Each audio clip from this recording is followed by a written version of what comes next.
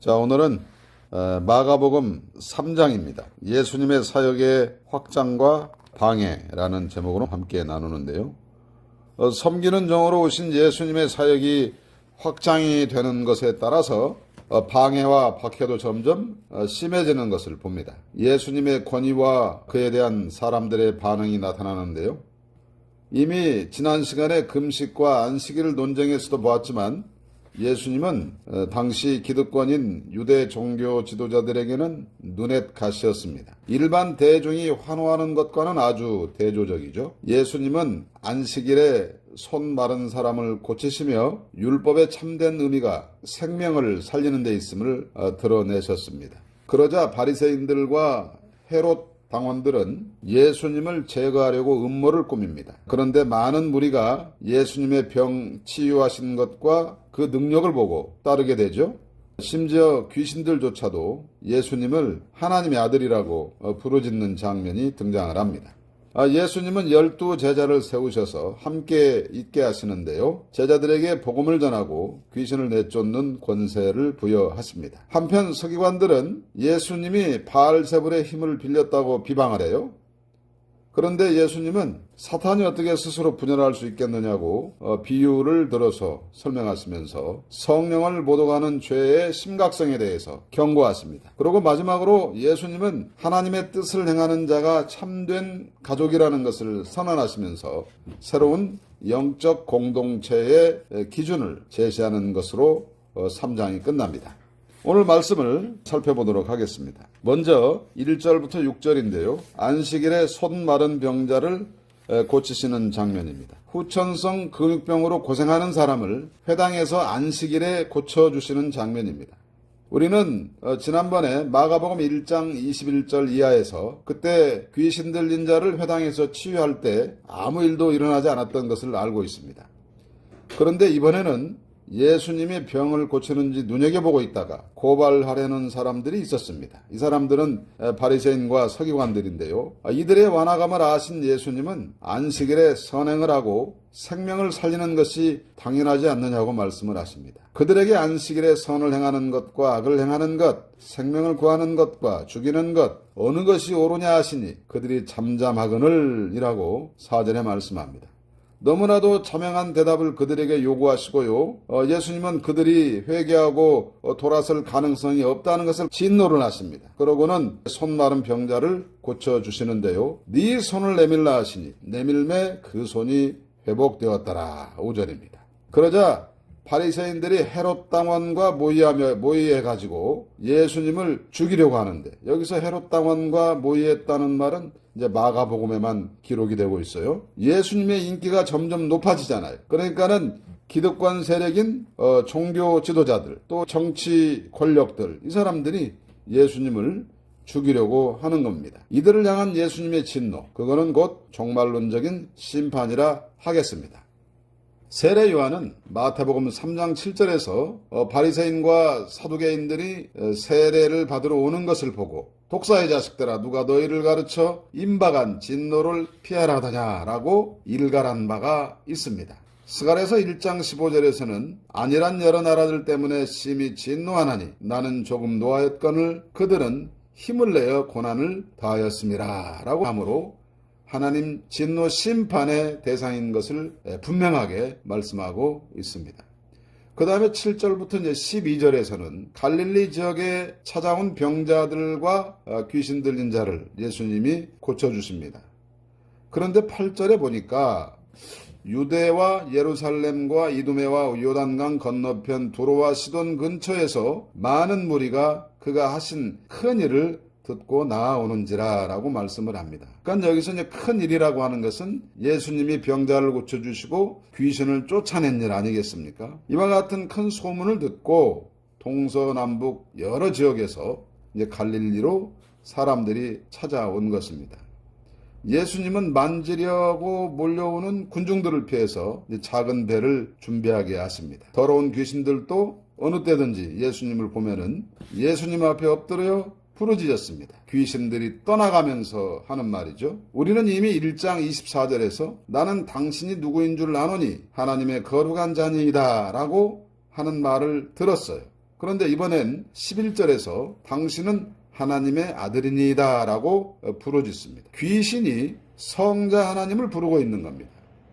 우리가 곧 5장에 가서 살펴보겠지만 무덤 사이에 살던 귀신 들린 사람, 이 사람도 지극히 높은 하나님의 아들 예수여라고 말을 합니다. 이것은 지적인 동의에 해당이 되는데 역사적 믿음이라 이렇게 말을 합니다. 그러니까 신앙이라고 하는 것은 지식과 또 그에 근거한 동의 그리고 신뢰가 결합이 되어서 신앙이라고 할 수가 있는 것인데 이 셋 중에 하나라도 빠져서는 안 되는 것입니다. 그러므로 구원과는 무관한 지적인 동의는 문제가 아닐 수가 없습니다. 이거를 신앙으로 오해한 교인들이 교회 안에 꽤 많이 있다는 사실이 우려스럽습니다. 이들은 엄밀하게 말하면 비회심자라고 말할 수가 있는 것입니다. 그러므로 우리는 잘 안내해서 참된 신앙을 소유할 수 있도록 도와줘야 할 책무가 있는 것입니다. 예수님은 떠나가는 귀신에게 소문내지 말라고 강하게 경고하시죠. 자신이 누구신지 드러낼 때가 이르지 않았기 때문입니다. 귀신은 예수님이 누군지 정확히 알아요. 그렇지만은 그들이 메시아 계시의 도구가 될 수 없는 것입니다. 아직은 십자가 사역 전이기 때문에 십자가와 부활 이후에 주님이 온전히 드러나 계시될 것이었습니다. 물론 제자들의 입으로 계시가 되어야 하는 것이죠. 그 다음에 13절부터 19절에 이르러서 예수님은 12제자를 세우신 것을 기록하고 있는데 제자들이라고 하는 단어와 무리라는 단어를 분명하게 구분하여 기록하는 것을 봅니다. 제자들은 생도, 배우는 사람이죠. 무리는 예수님이 일으키신 그 기적의 현장, 그 현상을 보고 따르는 사람들입니다. 마가복음 6장 30절에서는 제자들을 사도들 이렇게 칭하기도 했는데요. 파송된 자라는 뜻입니다. 3장 14절과 15절에서 이제 제자들을 세우셔서 권능을 주시는 장면이 기록이 됩니다. 이에 12를 세우셨으니 이는 자기와 함께 있게 하시고 또 보내사 전도도 하며 귀신을 내쫓는 권능도 가지게 하려 하심이러라. 아멘. 예수님은 제자들과 교제하고 연합하기 위해서 그리고 복음 전파와 치유 사역을 하게 하시려고 세우신 것이죠. 나중에 이제 가룟 유다가 죽고 난 후에는 마띠아라는 인물을 새로 뽑습니다. 이거는 이제 사도행전 1장 26절에 나오는 말씀이죠. 그래서 12제자의 명단을 보면 이렇습니다.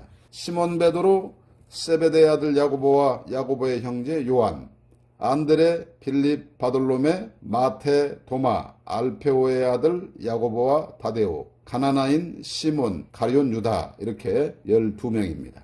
그 다음에 이제 20절부터 30절에 이르러서는 좀 길게 진술하고 있는데 바알세불 논쟁인데요.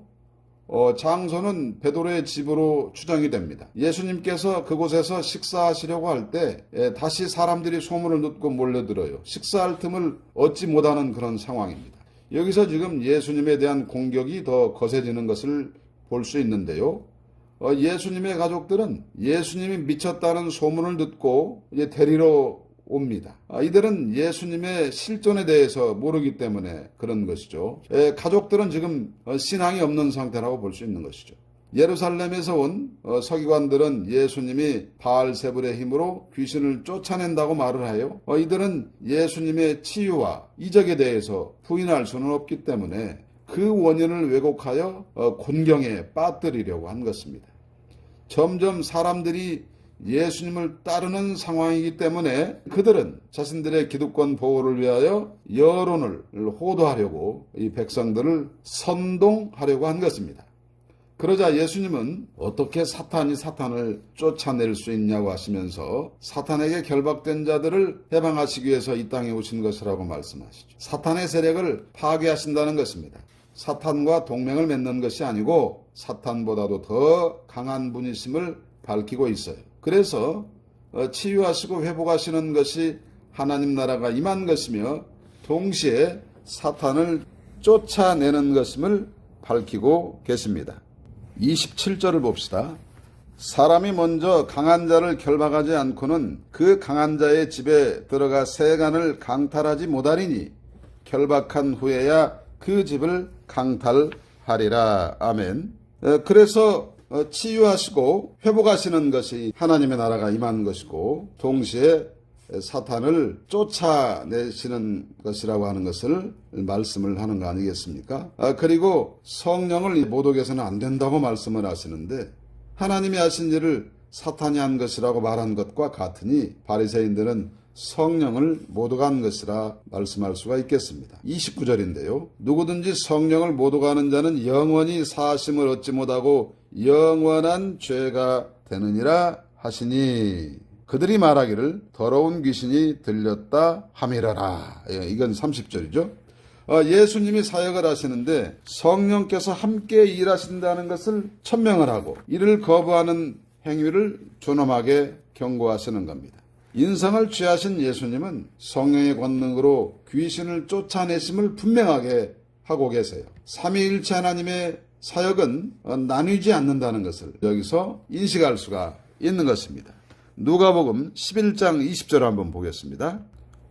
그러나 내가 만일 하나님의 손을 힘입어 귀신을 쫓아낸다면 하나님의 나라가 이미 너희에게 임하였느니라. 아멘. 또 마태복음 2장 28절에서는 그러나 내가 성령을 힘입어 귀신을 쫓아내는 것이면 하나님의 나라가 이미 너희에게 임하였느니라. 아멘. 다 같은 병행 본문이라고 할 수가 있겠습니다. 그 다음에 이어지는 말씀은 11절부터 35절 새 이스라엘의 기준에 대해서 말씀을 하십니다. 밖에서 가족들이 예수님을 찾는다는 소식에 예수님은 누가 내 어머니며 동생들이냐라고 수사학적인 질문을 하십니다. 혈연인 가족이 진짜 가족이 아니라는 반어법이라 할 수 있겠습니다. 그러고서는 누구든지 하나님 뜻대로 행하는 자가 내 형제요 자매요 어머니라고 말씀하심으로써 하나님의 천백성 새로운 이스라엘의 기준을 제시하셨습니다. 하나님 나라를 함께 맞이한 하늘 공동체로서의 가족의 개념을 정립하신 것입니다. 하나님의 뜻만을 따르는 철저한 순종이 요구된다고 하겠습니다. 그래서 오늘 말씀을 좀 정리해보고 적용해 보겠습니다. 마가복음 3장은요, 단순한 사건의 나열이 아닙니다. 예수님의 사역이 본질적으로 어떤 성격을 갖고 있는지, 그리고 그 사역 앞에서 인간이 어떻게 반응하는지를 분명하게 보여줍니다. 한쪽은 환호합니다. 다른 한쪽은 대적을 합니다. 이것을 바탕으로 우리는 다음과 같이 정리해 볼 수가 있겠습니다. 첫 번째로 예수님의 사역은 필연적으로 갈등이 뒤따른다는 겁니다. 바리새인들과 헤롯 당원, 즉 종교 권력과 정치 권력은 분명한 이적과 치유를 보았습니다. 그런데 회개하거나 믿으려고 하지 않았습니다. 오히려 예수님을 죽이려고 모의했습니다. 이거는 단순한 오해나 무지가 아닙니다. 진리를 거부하는 완악한 인간의 죄성이라 하겠습니다. 이 사람들은 당시로서 성경인 구약 성경에 정통한 사람들입니다. 그럼에도 불구하고 이들은 오신 메시아를 몰라보는 그런 우를 범한 것입니다. 오늘날에도 교회가 복음을 온전히 전할 때에 세상은 중립적으로 반응하지 않습니다. 오히려 왜곡하거나 공격하거나 배척하려고 하죠. 그러므로 세상의 반응에 우리가 놀라거나 낙심하기보다는 이것이 본질적으로 복음에 대한 정상적 반응이라는 것을 이해할 수 있어야겠습니다. 심지어 가족끼리도 그렇지 않습니까?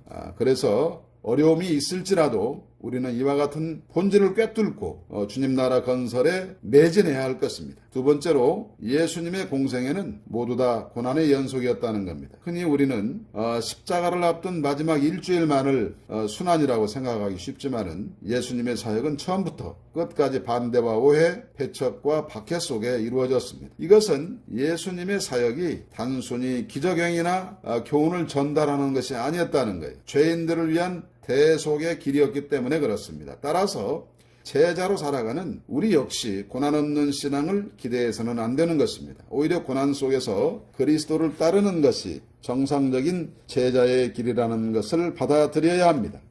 삶과 신앙의 일치라고 하는 측면에서 나타나는 현상들에 민감하게 반응을 해야 합니다. 우선은 자기점검이 필수인데 역동적인 제자의 삶을 살아가기 위한 가장 좋은 방법이 바로 자기점검이라 할 수가 있겠습니다. 세 번째로 아무리 반대가 극심하다고 할지라도 하나님 나라의 건설, 확장은 중단되지 않는다는 사실입니다. 예수님은 반대가 거세지는 중에도 12제자를 세우셨어요. 이것은 하나님의 나라가 단지 개인 수준의 체험에 머물면 안 된다는 것을 말씀을 합니다. 반드시 공동체를 통해서 확장되어야 한다는 겁니다. 교회는 위기가 있다 할지라도 위축되어서는 안 됩니다. 오히려 더 분명한 정체성을 가지고 사명을 다하는 공동체가 되어야 하겠습니다. 성도 개개인 모두가 자기 자리에서 부름받은 제자라는 사실을 잊지 말고 복음을 전하고 삶으로 증명해 내야 할 것입니다. 네 번째, 예수님은 자신의 정체성과 성령의 사역을 점진적으로 드러내셨습니다. 귀신들이 예수님을 하나님의 아들로 알아보았어요. 예수님은 이들을 제한하셨습니다. 왜냐하면 이들이 메시아 계시의 도구가 될 수 없고요. 또 하나님의 때가 이르지 않았기 때문입니다. 때가 되면은 주님의 방법으로 하실 것이었어요. 제자들을 사용하여 증언하게 하실 것이었습니다. 또한 예수님은 적대적인 바리새인들의 비방 앞에서 성령의 사역이 무엇인지 그리고 그것을 거부하는 죄가 얼마나 심각한지 그들에게 일러주십니다.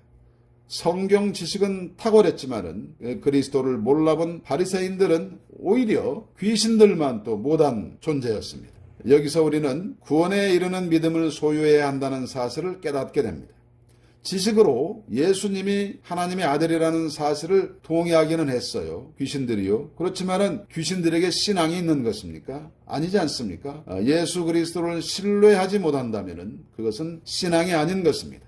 말씀과 성령의 인도하심을 따라서 구원에 이를 성숙한 신앙을 소유해야 합니다.